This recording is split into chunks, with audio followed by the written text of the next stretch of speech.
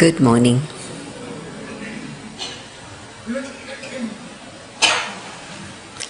This was a period of tapasya in Madhuban.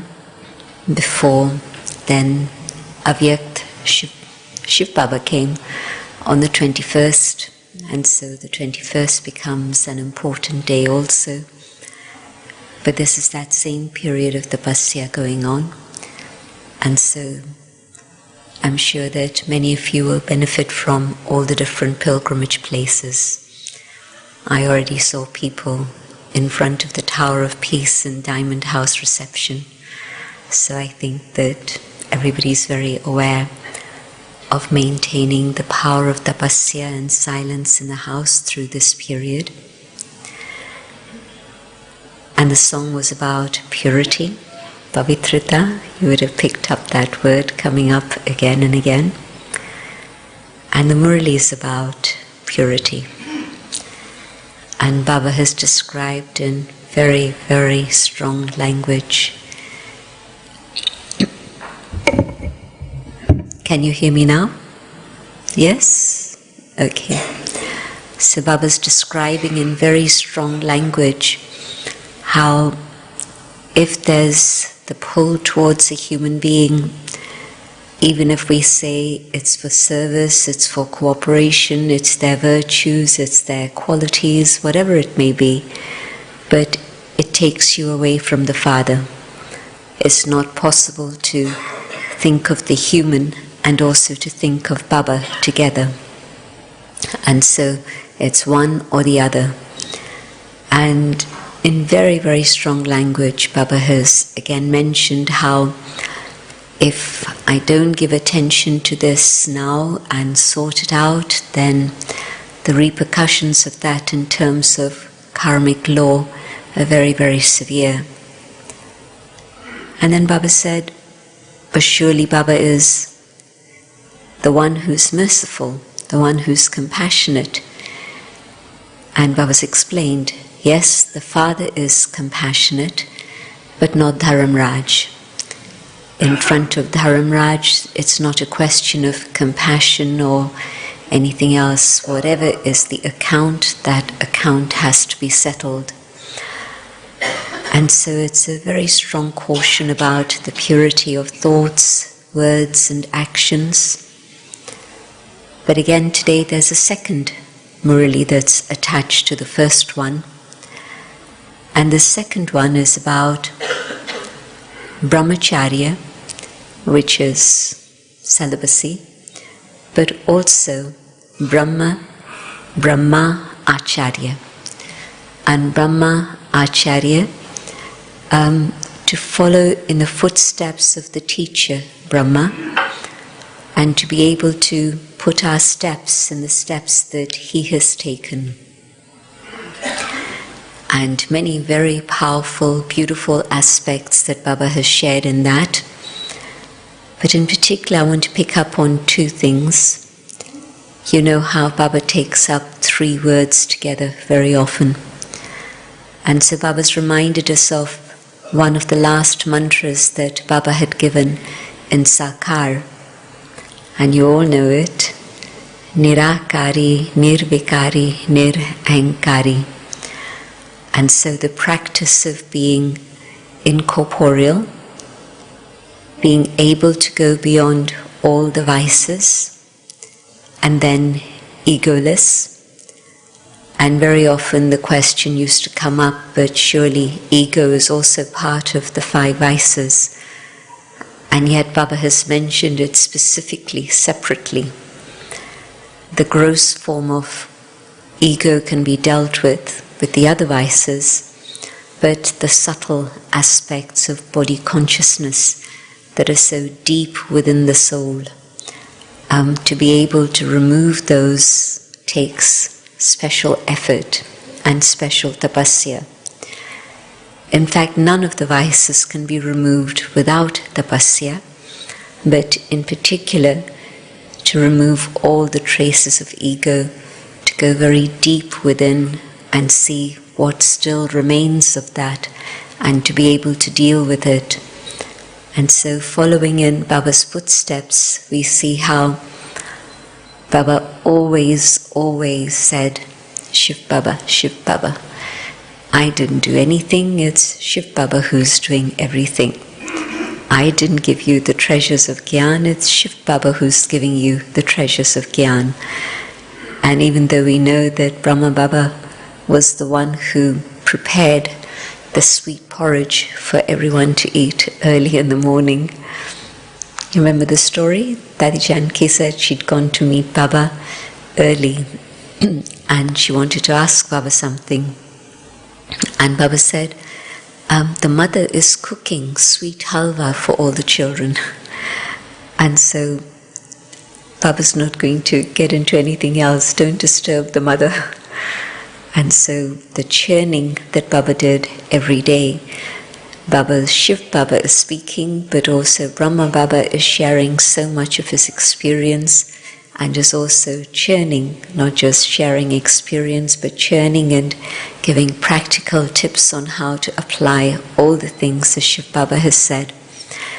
And so even though Baba acknowledged it in that moment, but yet still, it's Shiv Baba who's giving you everything, which of course, if Shiv Baba hadn't given, what would Brahma Baba be churning or experiencing? So, Shiv Baba.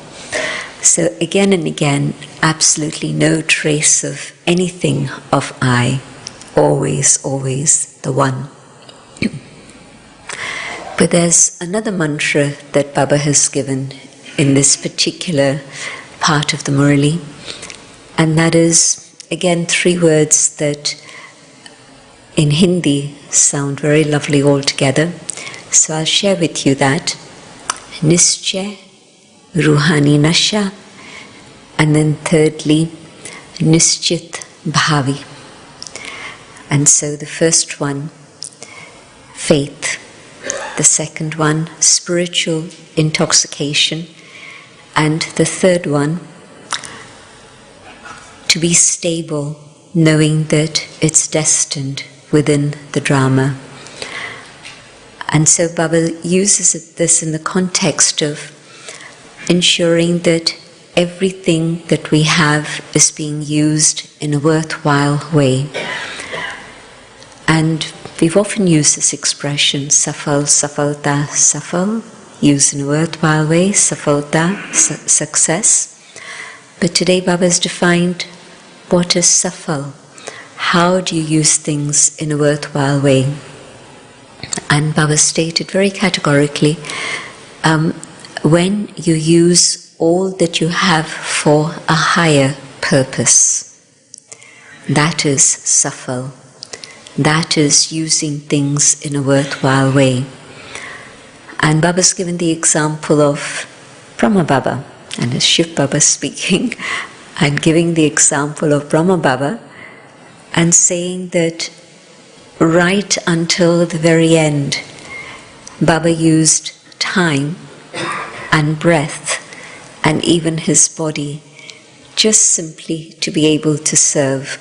So the last day, finishing the account of karma by responding to all the letters that had come, so that Baba told Ishudadi, bring out the post bag, Baba's going to settle all the accounts today.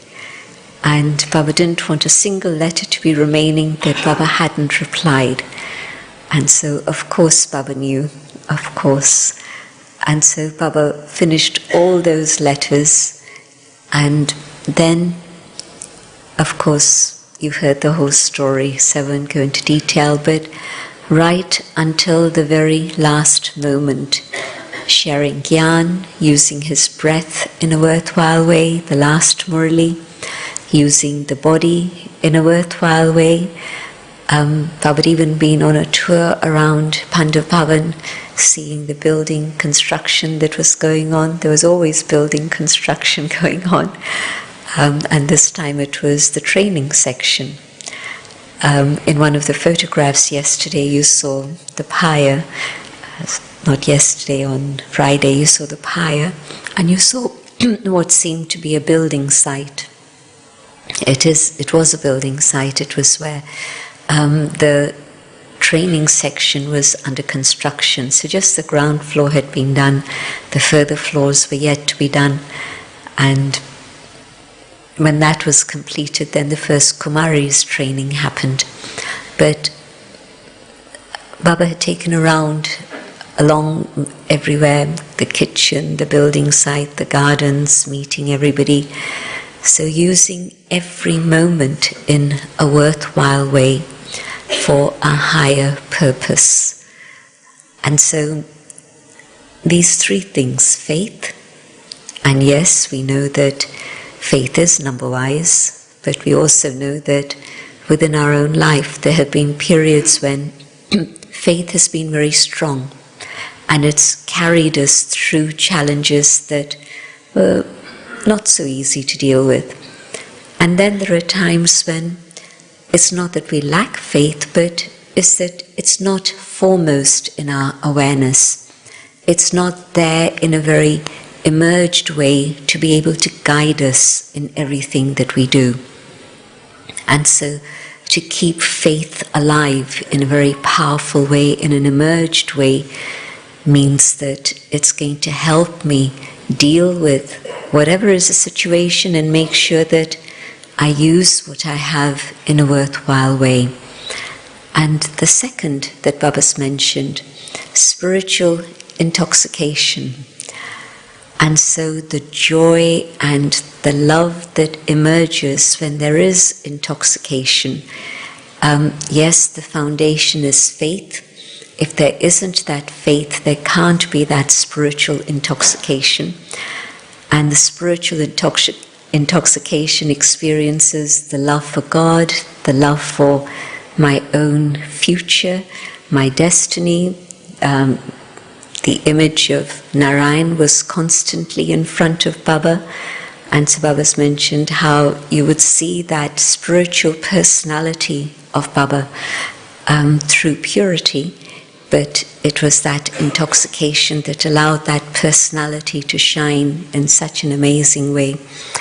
And so to have that in front of us and to know that whatever there is, it's going to pass, it's going to pass, it's not going to carry on forever. And so to keep up above, when you're faced with a Himalaya mountain, what are you going to try and do? Try and beat it down with a hammer? What are you going to do? And so Baba said, well, instead of trying to deal with things on that level, and it's going to be impossible to do anything, but you take a high jump, you fly. And so it takes a moment to switch consciousness and to be able to fly up above. And when you're flying up above, then it fades into insignificance. And so then it's no more a Himalaya mountain, but it's really very, very tiny. But also this aspect of Nischit Bhavi, drama which is predestined, which is fixed. And I do my best, I do whatever is possible, but then if I worry about it, I'm going to get trapped. Waste thoughts is not the best use of time and thoughts and energy. And so here's Baba saying, use all that you have in a worthwhile way. Use your thoughts in a worthwhile way. So worrying about something isn't going to work. It's not the best use of my thoughts. And so am I able to let that be here and detach? Yes, going up above and flying is one way, but the other way is very definitely to say, I've done everything that I can, I've done my best, and now I have to leave it to Baba and drama and see what happens. And so it's fixed within the drama. If there's anything more I can do, well, let me do it. But if there isn't anything more that I can do, then just that aspect of faith, but aspect of faith in terms of drama. Drama is destined, and whatever happens is going to be benevolent. There was a sentence that came in a Murali last week, I think.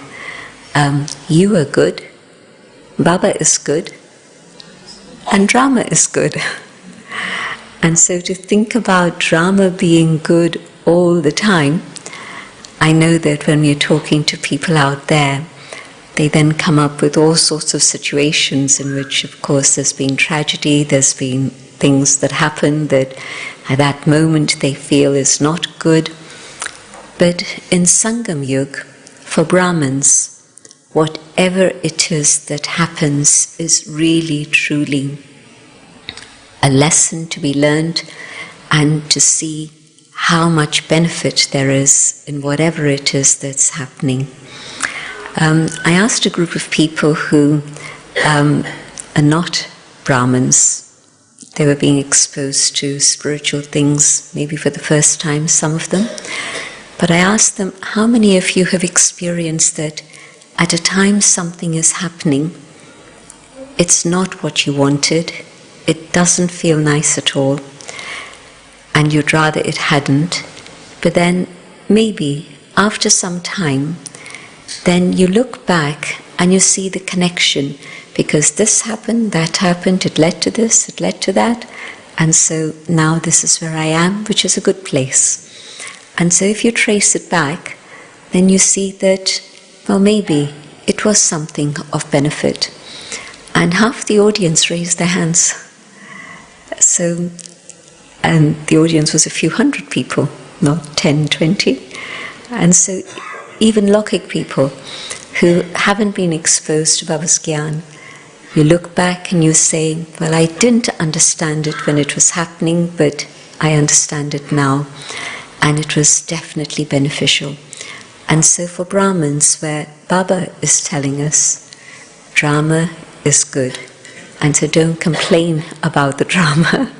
That's an important lesson. Am I complaining about the drama? Okay, whatever it is. But the lessons that I've learned from drama, and at this moment of time, feeling that, yes, everything is as it should be, it is as it is. And so am I ready to just be very peaceful about it and accept it, knowing that there's benevolence there. And so these three words to me were very key, the faith.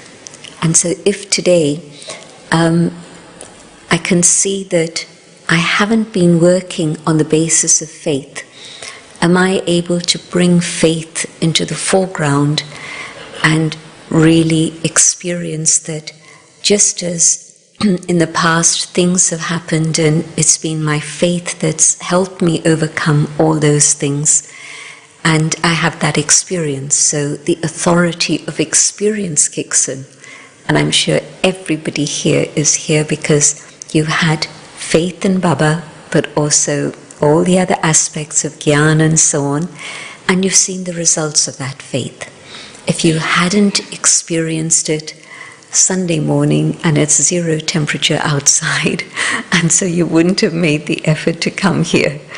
And so I know that all of you have faith, but am I using that faith in all the matters that I'm engaged in? Or am I saying, well, this is Lokik, and so faith doesn't work here, and this is spiritual, and so faith will only work on that level? Somebody said to me, but I'm not a different person when I'm in my Lokik, am I? When I go to work, am I a different person? I'm the same soul. When I go to my family, I'm the same soul. When I come here, I'm the same soul. And so she was telling me her practice, and she said how I hear Baba's Murli, and at that moment there's total conviction. And then when I go into my Lokik family, and they're not in Gyan, at that moment I have to remind myself that I am that same soul, and the power of faith can help me here also. And so it's a practice, but faith also has to be kept alive through remembrance, through awareness, through practice. And the other day, Baba, 18th January, Baba was talking about smriti and samarthi. awareness and power. And so where is my awareness? And if I have the right awareness, then there's going to be power there. And so faith is a power. And the more I stay in the awareness of truth, Baba, who I am, what Gyan is teaching me, then that power of faith is going to help me through whatever situation that may come. And so am I able to keep my faith alive under all circumstances, or am I still dividing things? This is here, this is here, this is here. And I'm the same soul.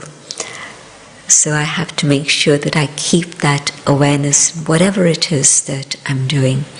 Baba's spoken very beautifully today in a lot of detail about following in Brahma Baba's footsteps, to the point where are my thoughts like Baba's thoughts?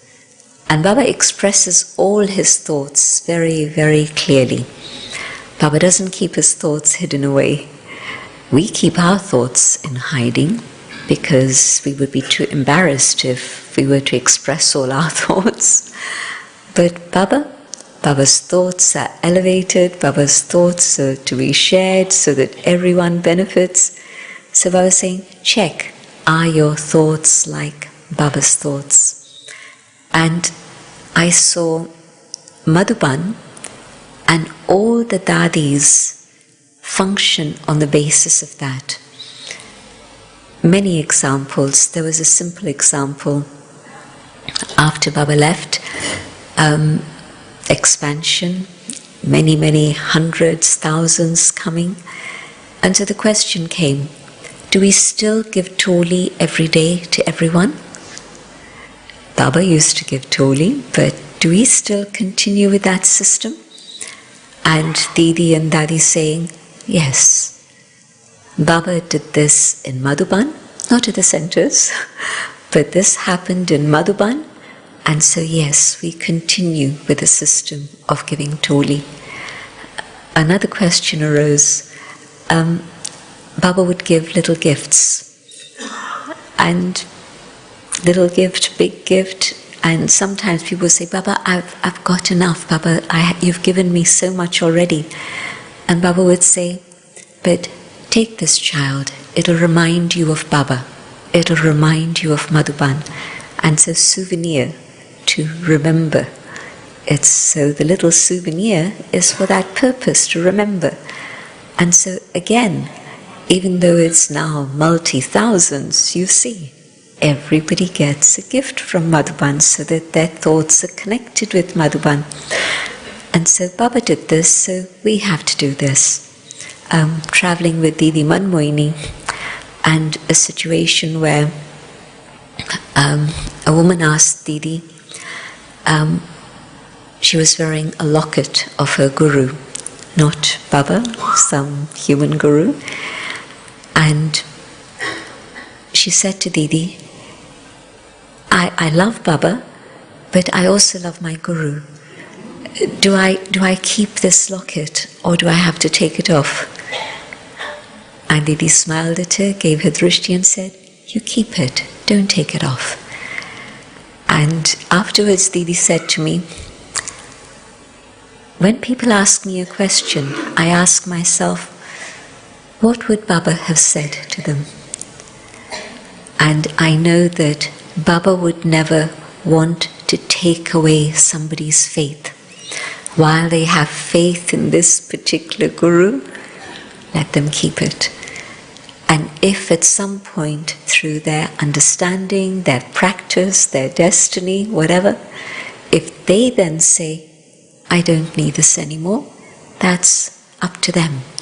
But we can't say to somebody, no.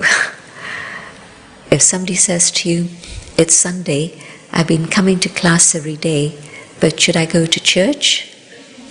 What will you say? Go to church.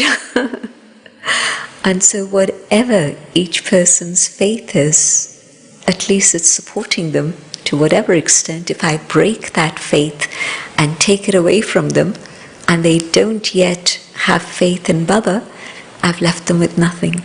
But why I'm sharing this, Didi's answer, I ask myself the question, what would Baba have said? And for the London class, so often we think about, what did Daddy say? What would Daddy have done? And I'm not glorifying a human being, but we know that for Daddy it was always, what did Baba say? What did Baba do? And if according to drama we didn't have that sustenance of 33 years that Sakar Baba gave, even though we've had so much, but yet still, we still have those examples and models who say, well, this is how Baba did it. This is what Baba would say. And so, to follow in Baba's footsteps in terms of the quality of my thinking. Am I approaching things from here, or am I approaching things from up here? And whatever excuses I make and say, but because of this reason, I have to think like this. You heard Baba's Murali on causes and reasons and excuses, so I won't repeat it. But it's a question for me. Is my thinking anywhere near Baba's thinking? And Baba's thinking is all there in the Muralis. That is Baba's thinking. It's not a secret hidden away somewhere. And so let my thoughts be of that quality. Then of course my words are always going to be empowering and inspiring and encouraging. It'll always be my breath. You know, they talk about using your breath in a worthwhile way. So breath is life. And yes, as I breathe, I'm keeping this alive, but also breath is words. And so words that I've spoken that are useful, worthwhile, higher purpose. So has it been worthwhile? Are my words serving a higher purpose? Or are they an expression of my irritation? Are they an expression of my nature, which at the moment isn't very sweet? And so, checking point. Are my words being used in a worthwhile way? What is the impact of those words? And my actions. What I take, what I give, how much am I taking? What am I taking? Taking from Baba, I have to give the return. Taking from the yagya, I have to give the return. Taking from human beings, I'm in bondage. With Baba and the yagya, I won't say bondage. With Baba and the yagya, there's an awareness that there's a return I have to give. Physical, spiritual, whatever. But certainly in terms of humans, I take, and there's going to be bondage. And the bondage is going to be painful. That's a fact. Any bondage is not very comfortable. So in terms of my actions, am I giving or am I taking? Or is it equal? Well, if I've taken whatever it is I've given, or I've given a little, taken a little, enough, finish, nothing more saved for Satyug. And so let me see what's going on.